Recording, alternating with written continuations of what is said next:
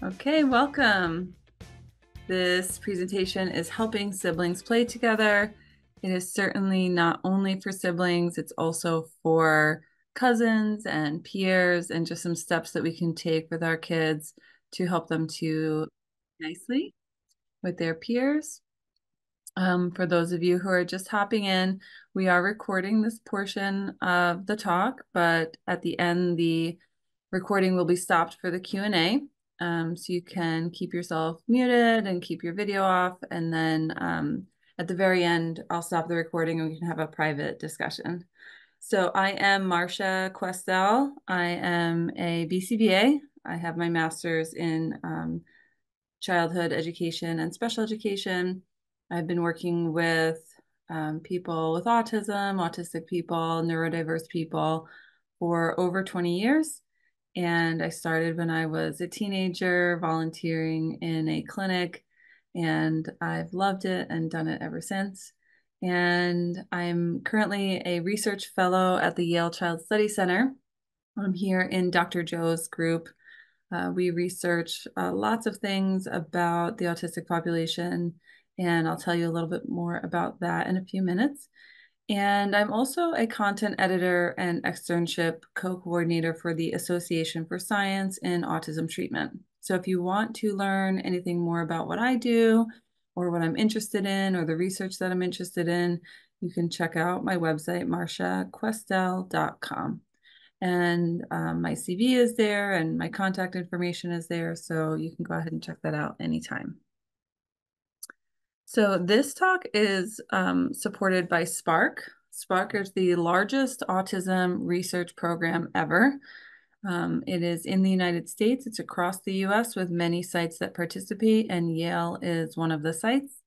Um, and it is a really incredible program. There are thousands and thousands of participants. And what we like to say is that every person with autism is different, and therefore every person's story and participation is important.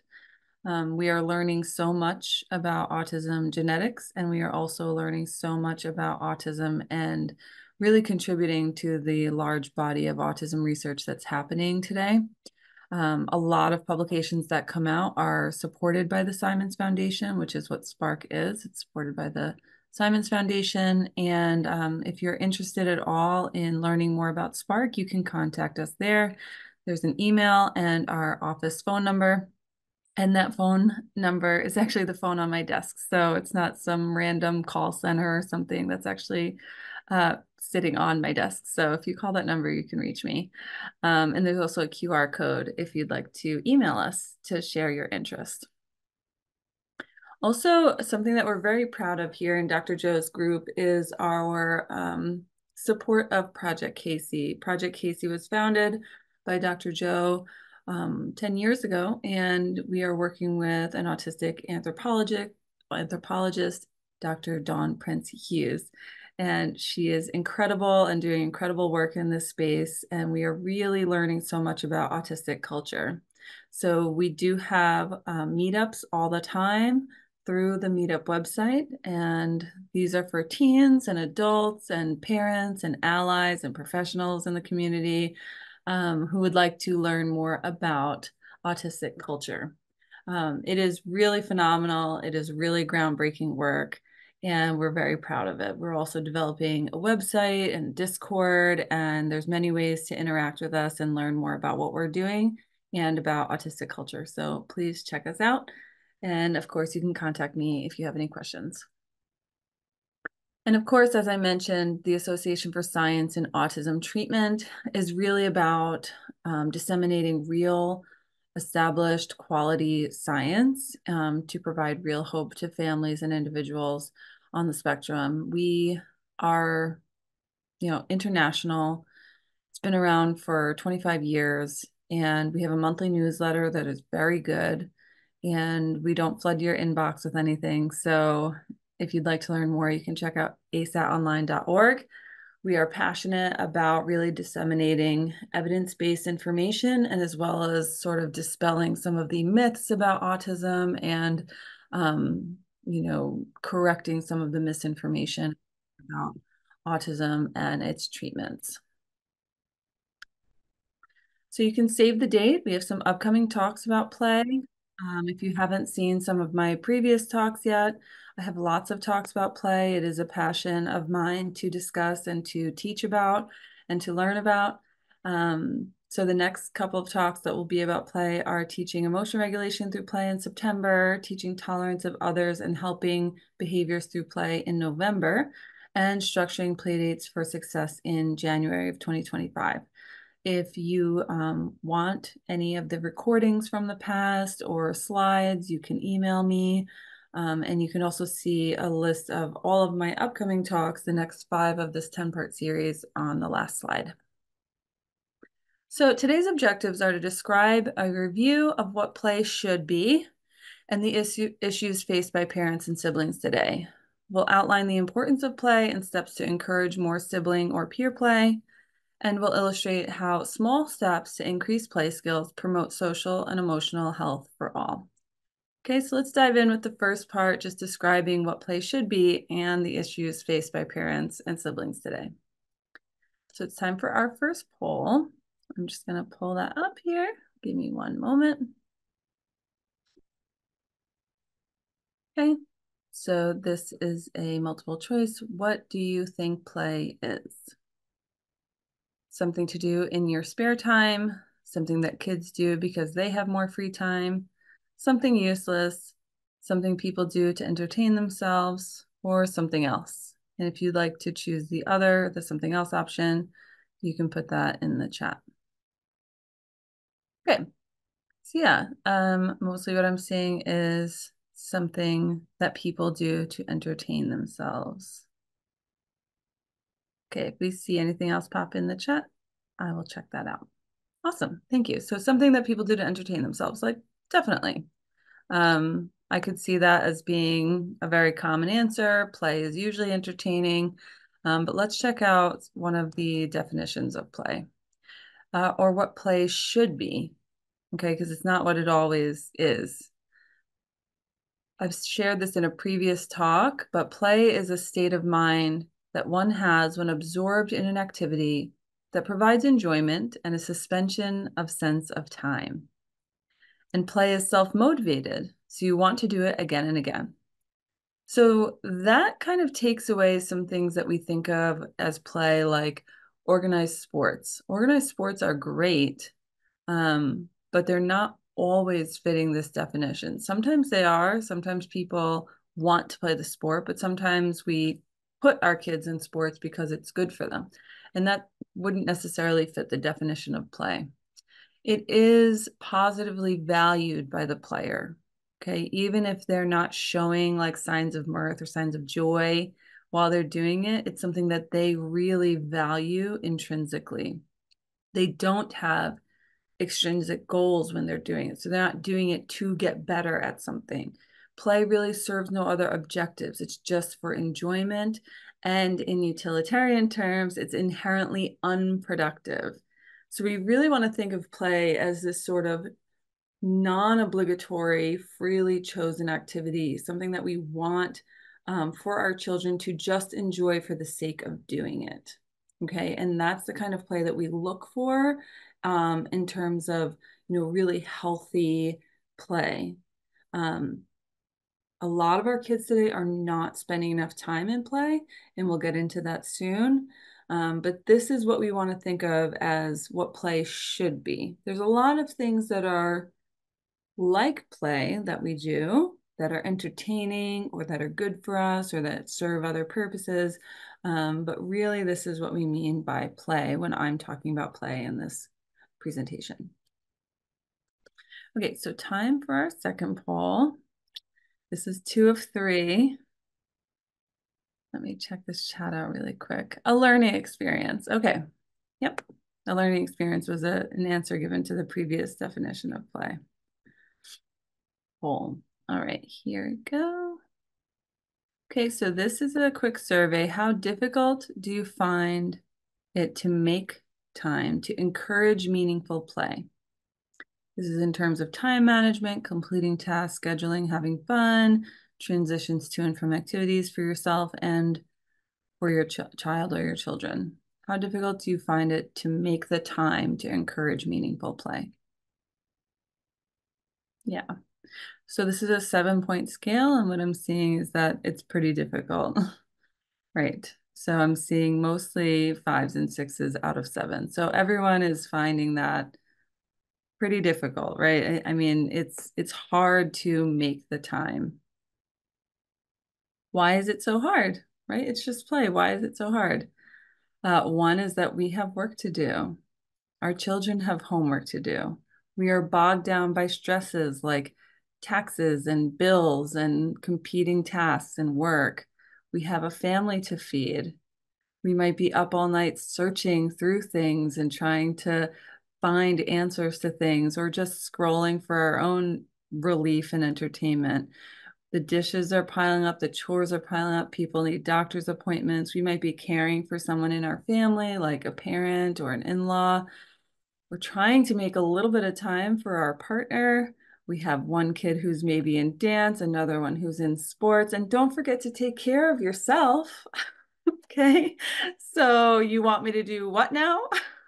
It's just another thing. After all of these competing tasks, it's really, really hard to make the time happen and to give it a priority.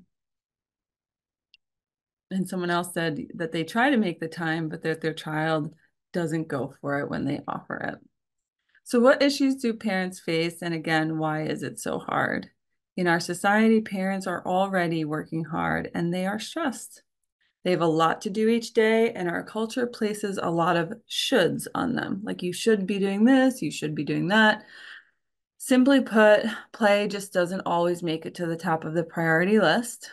Quantity does not equal quality, and it's not called quantity time. Okay. And so I'm making these points to show you that we have a lot to do on top of just trying to survive and pay our bills and work, right? We have all of our household activities. Here's a chart from a national average that shows that people are spending an hour and a half or more, up to 2.5 hours. The average is just about 2 hours of chores every single day on top of working. Then there's food preparation and cleanup. That takes almost an hour. Interior cleaning, laundry, household management, lawn and garden care. Like, there is just so much to do. We also have people who are working at home and in the workplace. So sometimes we're working fully at a job and we come home and we also have those tasks to do. And sometimes we're still balancing working from home and getting all those tasks done.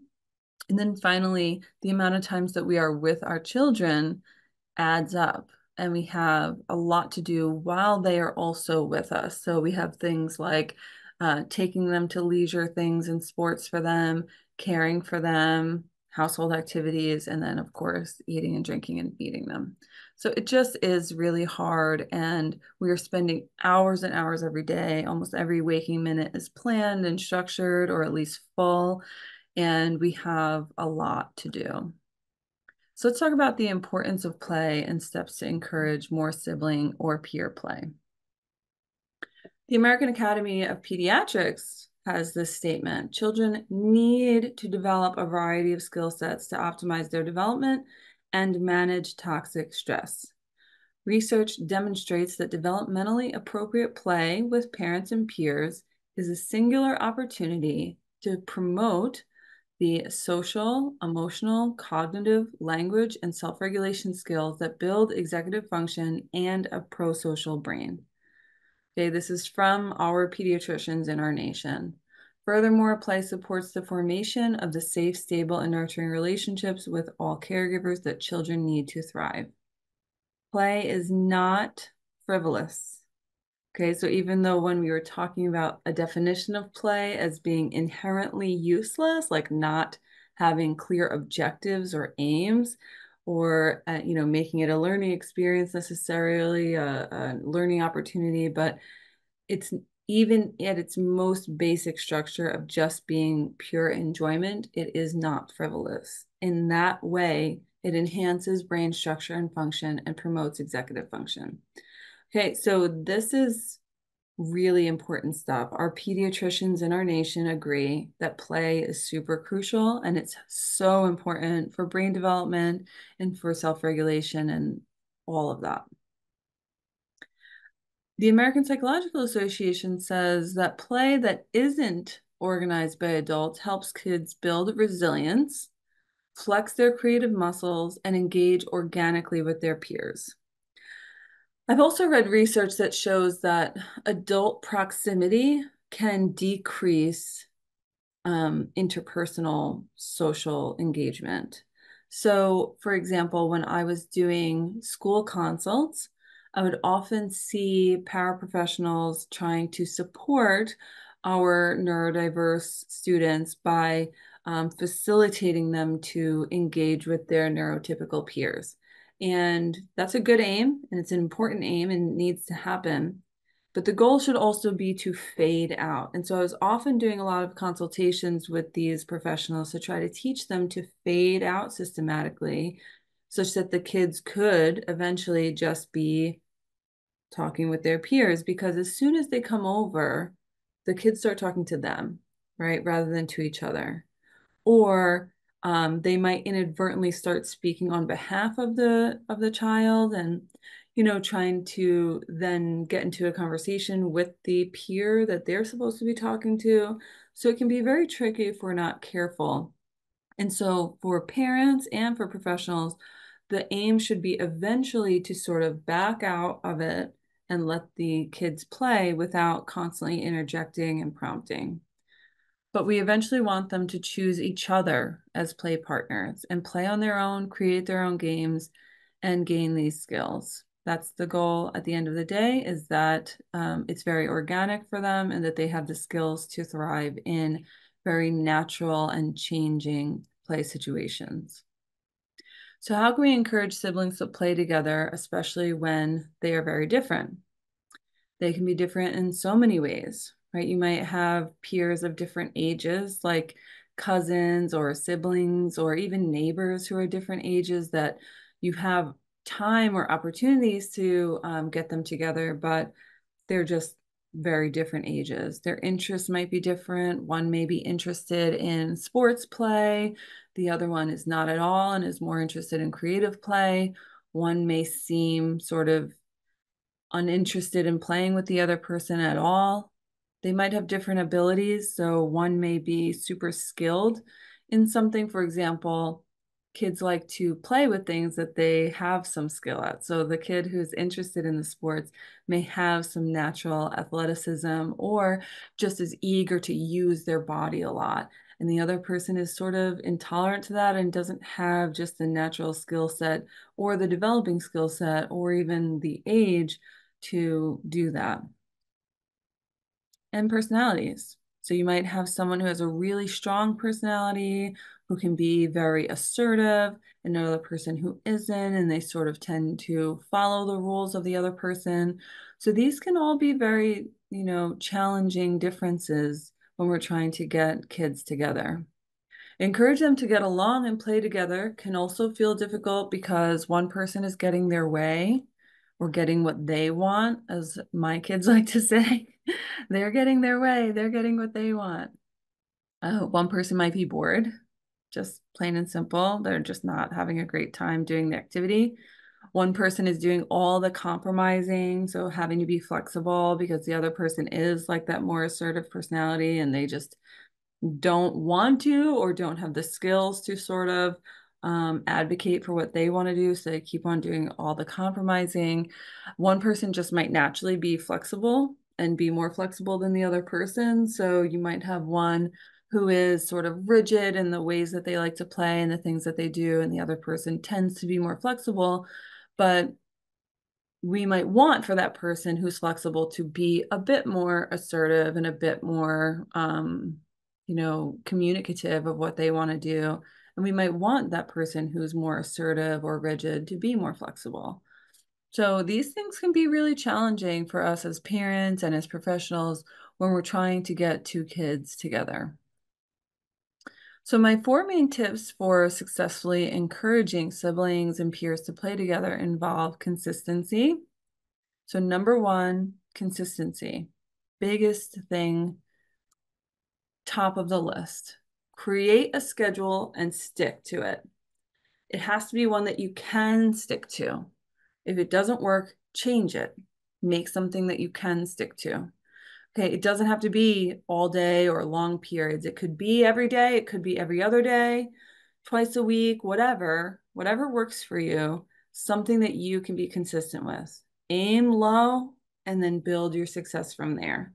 What you want to do is not set up a situation where you are trying to force these two maybe different kids or kids that don't have a ton of similar skills, abilities, personalities, interests. You don't want to try and make it seem like you're just unsuccessfully forcing them together. Or it could be you with your child that you're trying to just play with them. And it seems like you're just, trying things and failing, right? But the important thing is to not give up and to build your idea of success as the trying. Okay, you are successful if you make time to do it.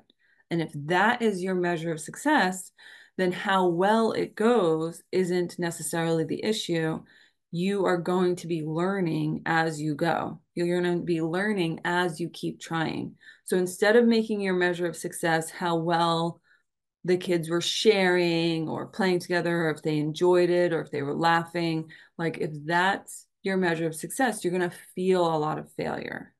So instead, change your measure of success as you consistently sticking to it, making the time, carving out that time, sticking to it, and feeling like, yes, I did it. I tried.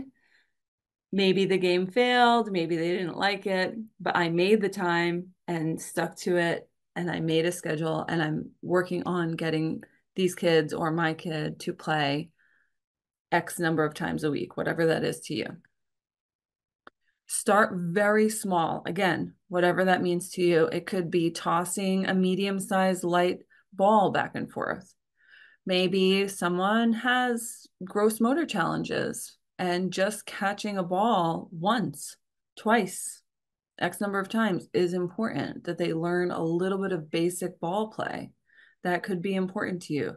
Maybe taking just one turn with a favorite toy. So if the child constantly has a game that they only want to play with alone or something that they only do by themselves, and you want to have them take one turn, just saying, hey, can I get a turn? And them saying like, no, and maybe tantruming or yelling, just saying, okay, well, let's try it again tomorrow. I want to just have one quick turn, and maybe preparing them for that or figuring out what kind of reinforcement you can give them, which we'll talk about next, but figuring out how that one tiny exchange of taking one turn is important. That might be important to you.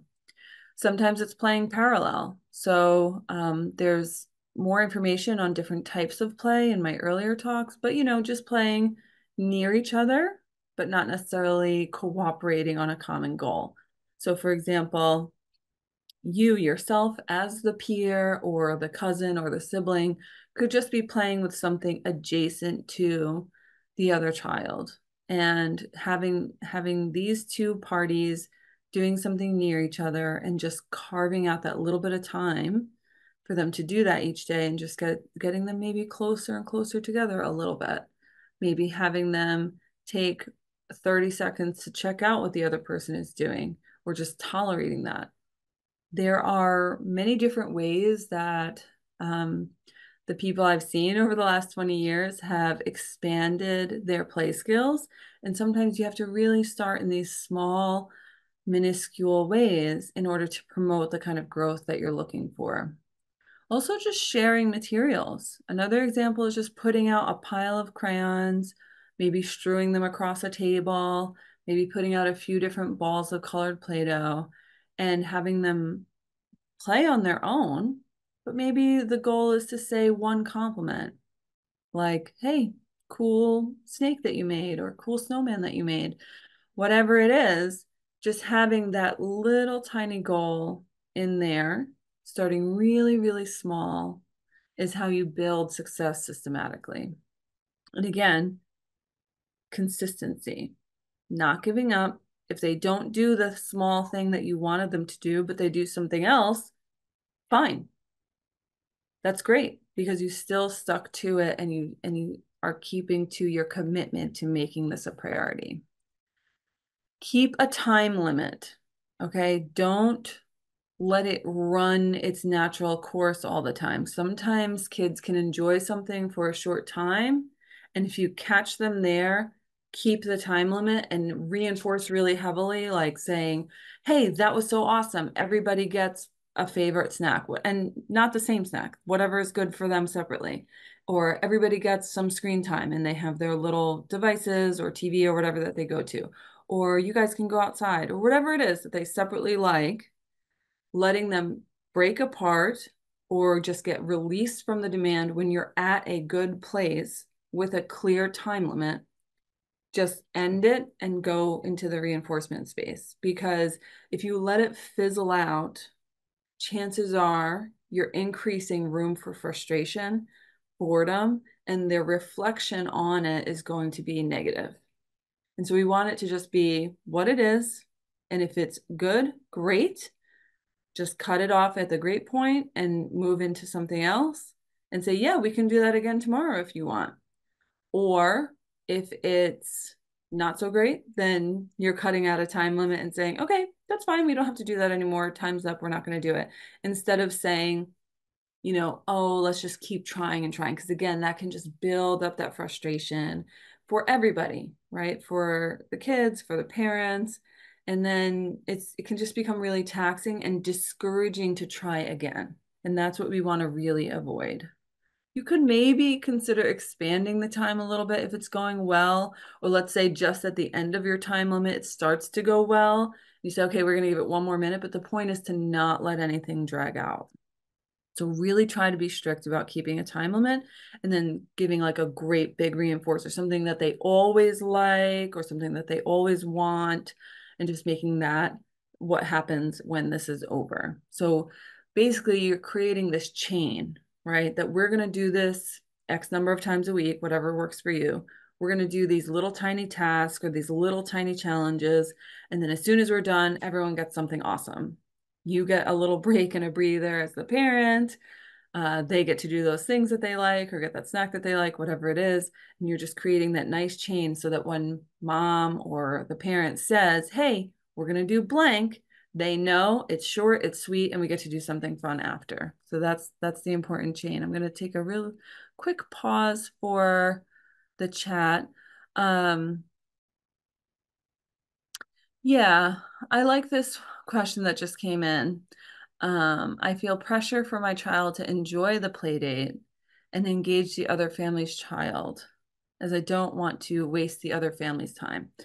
Um, I hear that it seems like it could be a waste of time if your child isn't enjoying it or engaging, but that's why we keep these short and sweet. So I would come up with some things that are close to something that your child enjoys, um, and maybe start with that little parallel part and build from there. And again, if you know in your heart and can communicate to the other parent, this is about consistency, this is about starting small, then you're going to know it's not a waste of time. And if the other child is maybe super active and wants to do something really, really, really fun, and your child is just not engaging with them, because they're either not interested or they don't emote that way or they don't communicate that way, then consider structuring it with the other child in mind so that you're saying like, okay, this kid wants to like run outside or do something that my kid doesn't want to do, but my kid likes to do, for example, Play-Doh or puzzles or something like that. Hey, Johnny, can you come sit with so and so so that you guys can do this together for like 2 minutes? And then you guys can do your own thing. And so your child can do their own thing and they can do their own thing.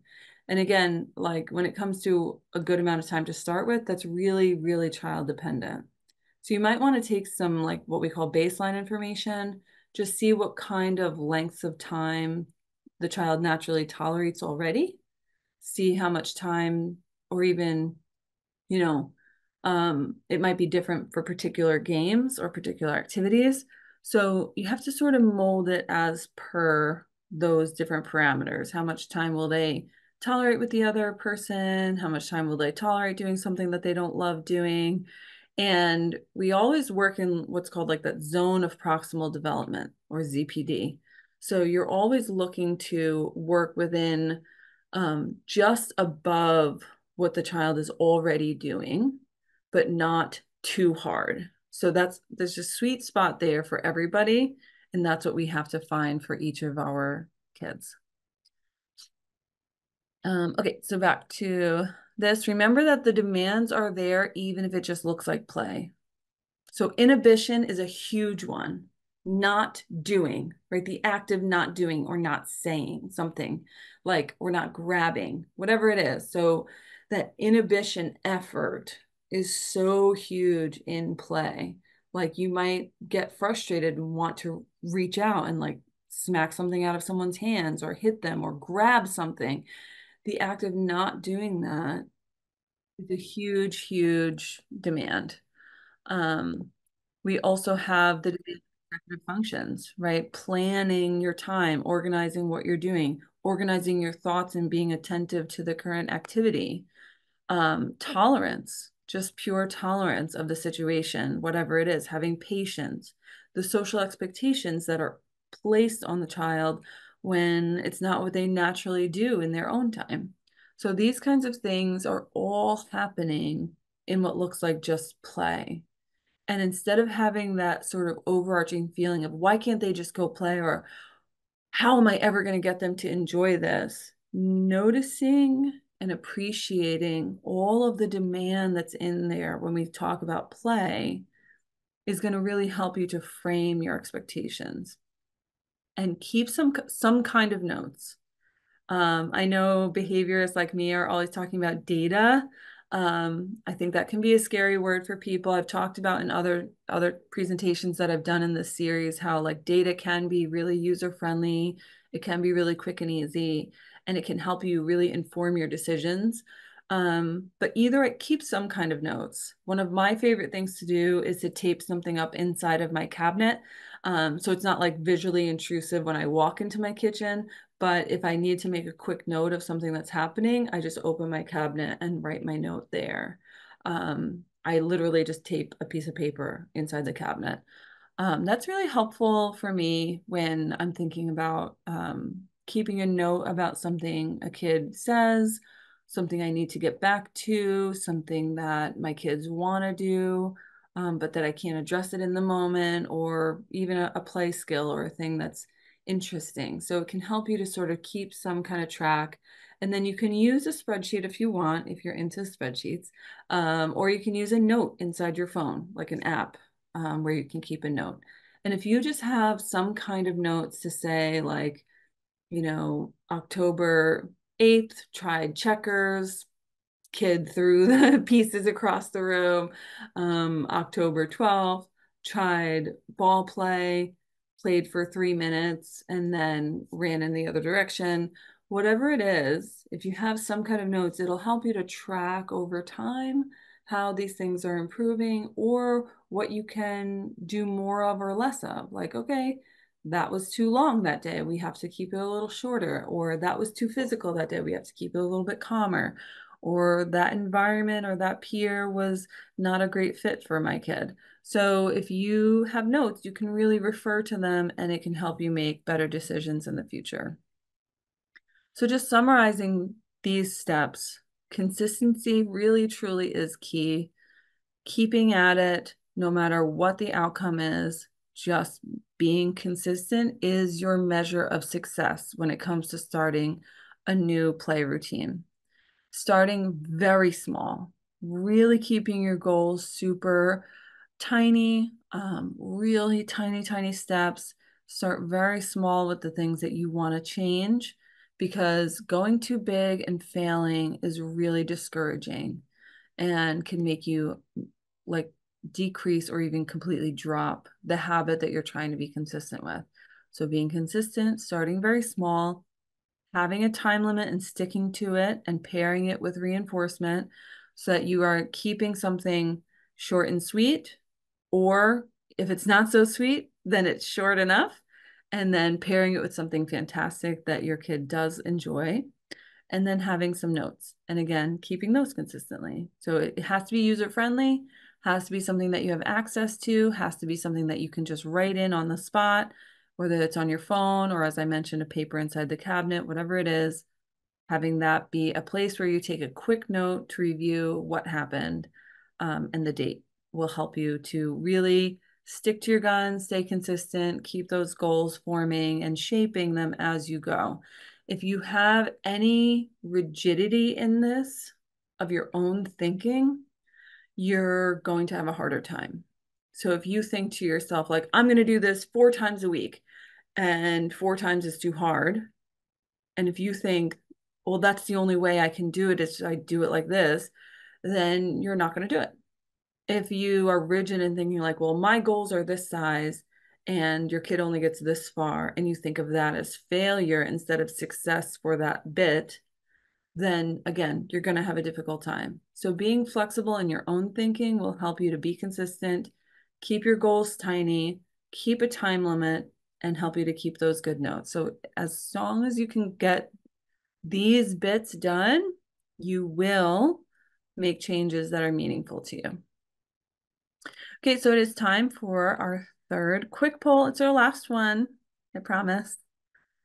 I'm going to launch it right now. It's just a quick brainstorm for everyone who's here. What small steps do you think you can take to get your kids to play together or with others? It could be with you. There's no wrong answers. And remember, when we're talking about small steps, we're talking about what matters to you, really unique and individualized to you, and really small. So there's no wrong answers. That whatever is small to you is meaningful to you. So go ahead and take a minute to think about that. I'm going to let this poll go for about 1 more minute. Okay, I'm going to end it there. If you want to put anything in the chat, you can.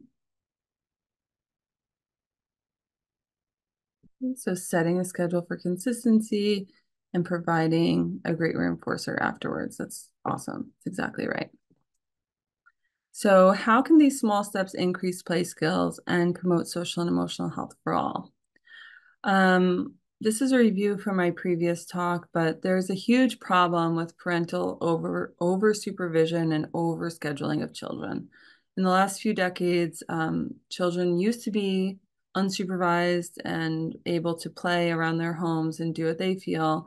And in these last few decades, that has shrunk so much. We have a different culture now, and we are just trying to keep constant busyness in our schedules, and a lot of that is becoming a problem.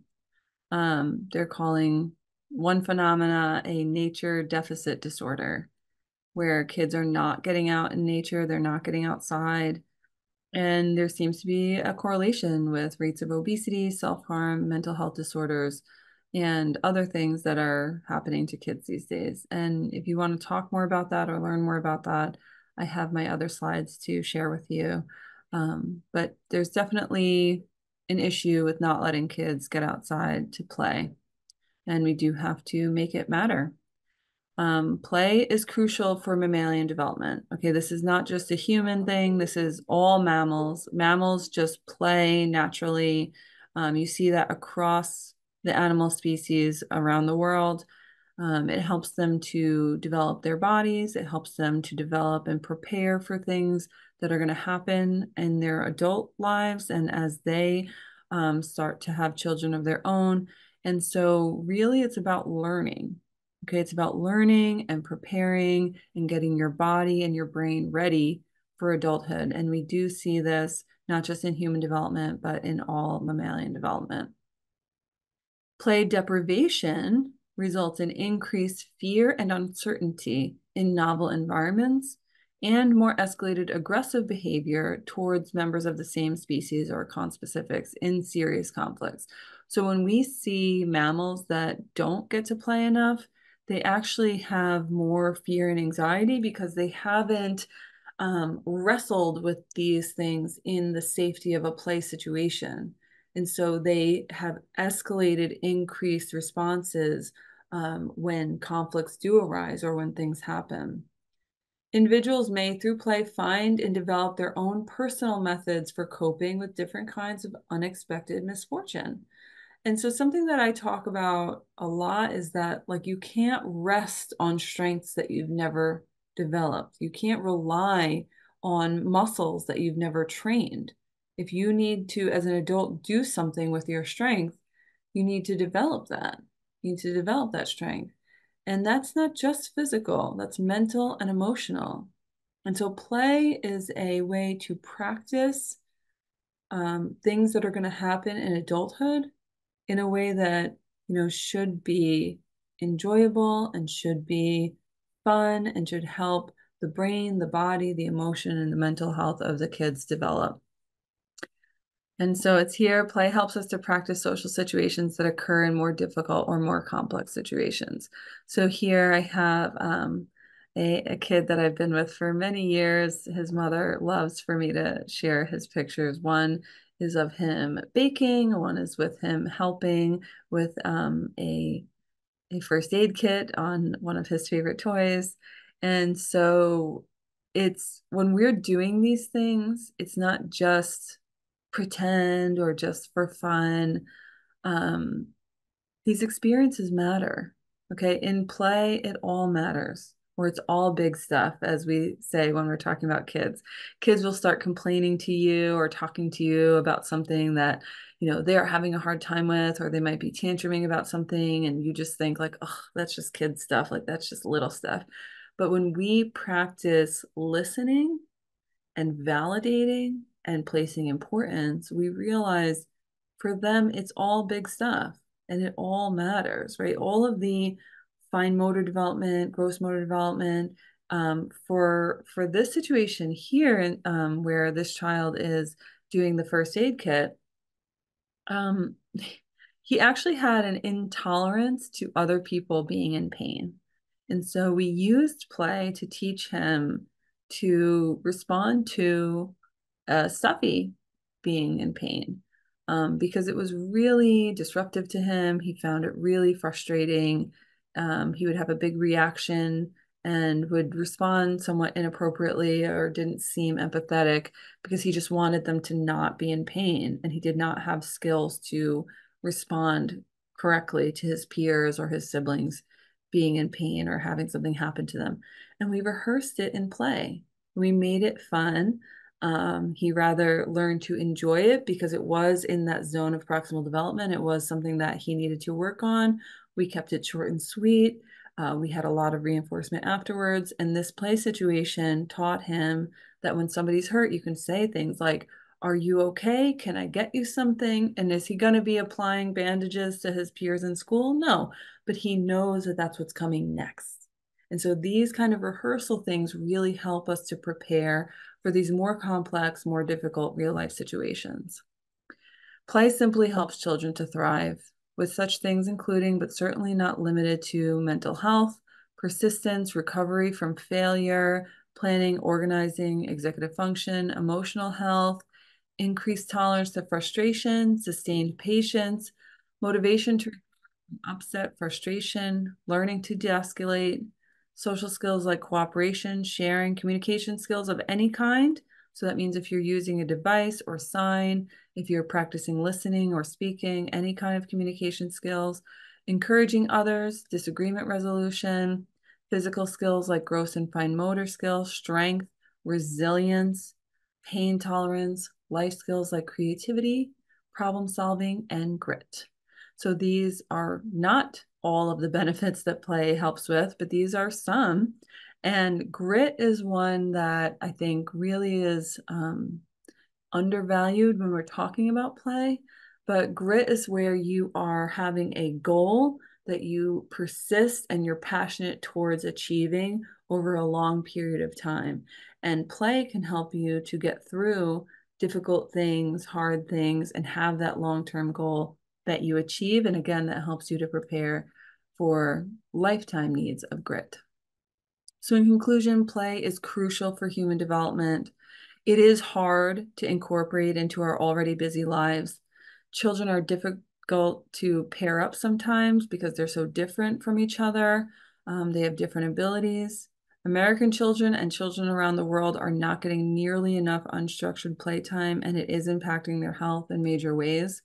There's something we can do about it, like making it a real goal, like our other priorities, finding ways to track that goal if needed, and placing real value on play.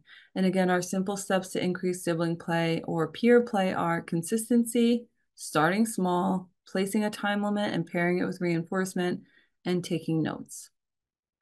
I always love to put this quote at the end of my talks: autistic joy is the greatest act of resistance in a world that was not made for us. This is by Matt Lowry in the Autistic Culture podcast.